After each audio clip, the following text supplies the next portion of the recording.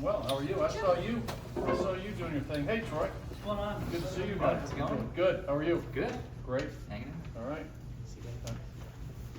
What? Nice.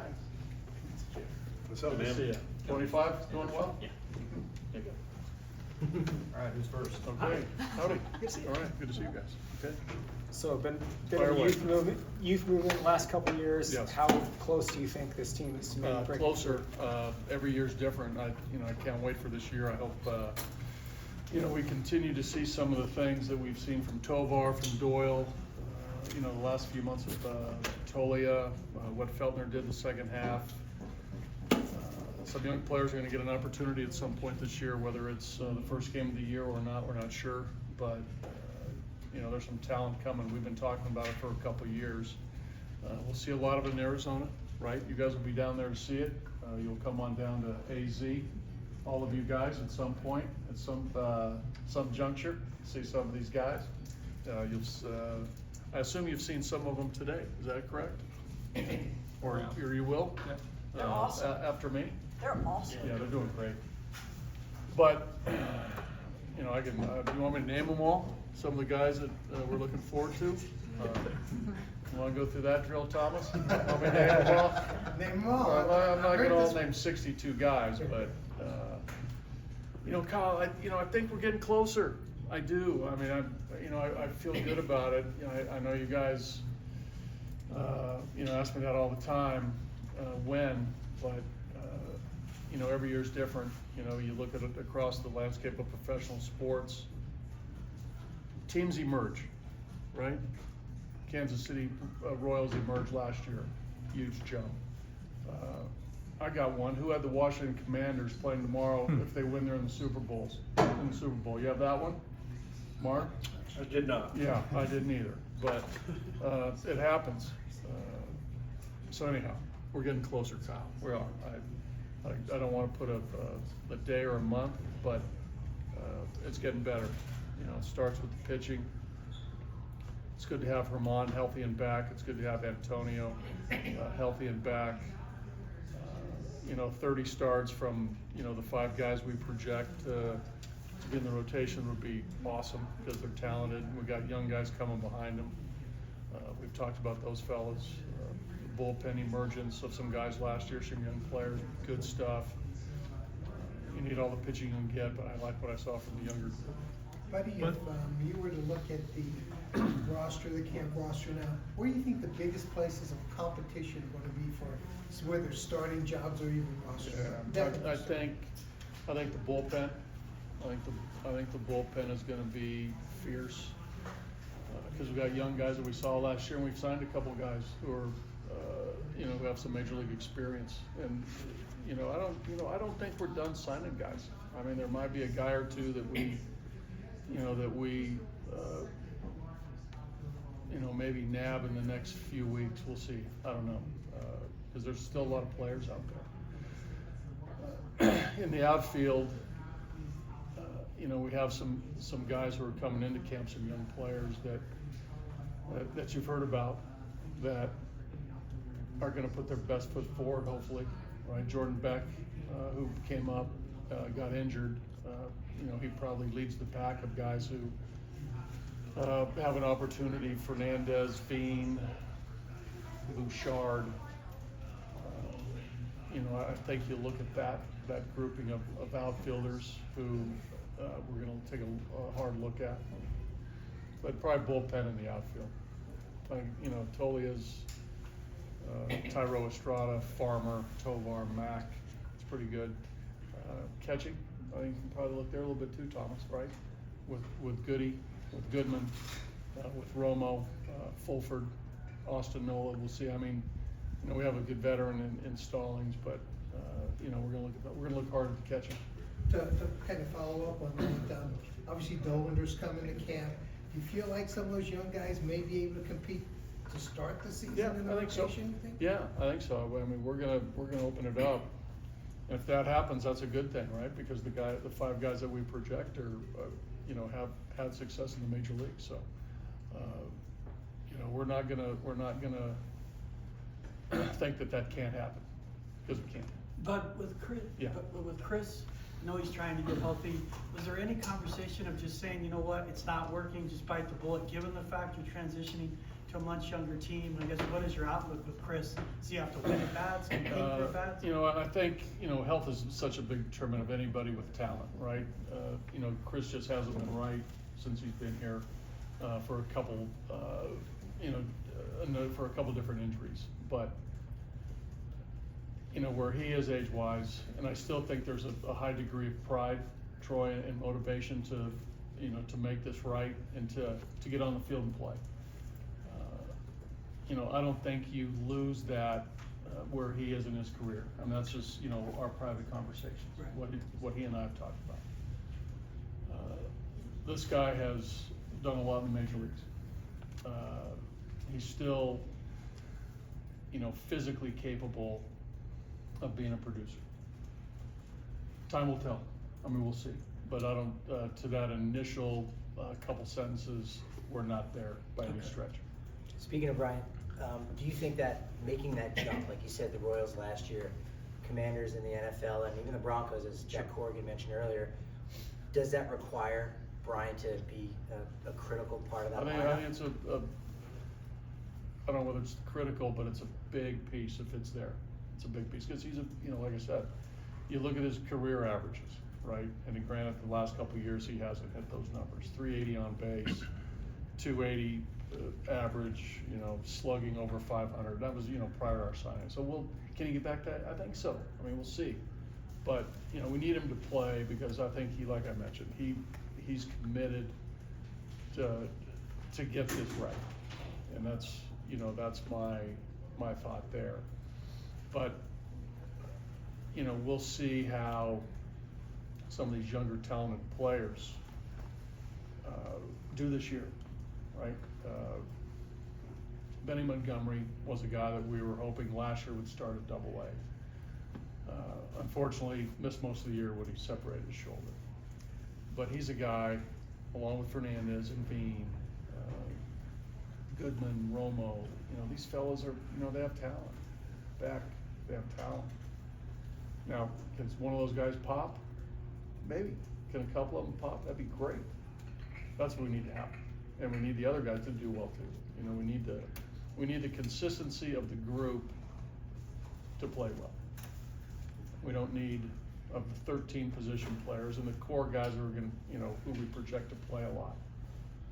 Tolia, Strada, Tovar, Mack, Doyle, potentially Jones, Bryant. What's that, 7 or 8 guys? We need those guys to do well. They got to play and they got to perform. Can it happen? No doubt about it. That's when you know, teams have good years, when guys play well, and it's possible. And we got to stay healthy on the mound. But the thing about the mound is that we have a little bit more depth now. That when we lose a starter, I think we have a better starter coming up from AAA than what we've had the last couple seasons. So You start with your own house, but this division, yes. particularly with the Dodgers seemingly have an endless deep well of money. How do you approach that? Yeah, that's you know, I've been asked that. I've been asked that recently, as in the last couple days, based on what they've done. And I'm, you know, as you know, I'm very close with their manager, and he and I work together. So you know, we live near each other in San Diego. It's a topic. It's a topic amongst all of us. They got a really good team. They got really good players. You know, they're run well. They do a lot of things right because they're talented. It's a great challenge. It's probably in our sport. I'm trying to think if there's any team that has been, you know, that talented, that has had that much both on the mound and in the field. I'm not sure. The Braves, you know, the Braves in the 90s, you know, when they started their run, I mean, 3 Hall of Fame pitchers, Hall of Fame player in Chipper Jones. But this feels a little different, doesn't it? Feels different, but it's a great challenge. And I also know, and you know, talking to people in the game we've been along, it's hard to win. You know, they've tried to do this, or a lot of teams have tried to, you know, spend a lot of money to win, and it hasn't worked. I think I heard Drew today talk about in the last 15 years, the highest payroll team have only won twice. And in the last 25 years, the highest payroll team has only won 3 times. So, but, you know, it's a challenge in our division. We play them 13 times. But I sort of look forward to that. Sort of the guys, I think, you know, going up against Goliath. So, but, you know, that's the way it is. Do you walk down the street in San Diego to your buddy's house and say, what the? No, I think you know, I think the line is, I'm in a text thread with a number of guys that, you know, we're all sort of close and contemporaries of mine, and, you know, it's sort of I guess the one phrase that comes up, really? Question mark. But it's. So, Buddy, with all of that, and you talk about the challenges, how do you, as you're preparing for spring training and preparing for another season with that kind of competition, not just the Dodgers, but throughout the division and the league, how do you build an edge knowing that you don't always have the same resources? You know, as much as, you know, everything that goes on, you know, outside of us, right? You know, we got to worry about what we do. You know, we got to worry about what's going to make us successful. I mean, that's the number one priority, you know, for me, the coaching staff, and messaging to the players. You know, we got to take care of us first. You know, how are we going to go about getting ready for spring? I mean, getting ready for spring. Once we get to spring, how are we going to get ready for the season? And what do we need to do to challenge the teams above us? So, and how do we get that edge? I mean, you know, we talk about, you know, having an edge. We're talking about every night, you know, with our potential group of starting pitching. And I think we have a chance. I think we have a chance every night when we run one of our guys out there against somebody else in our division or anybody else in baseball. You know, again, I think our bullpen will be better.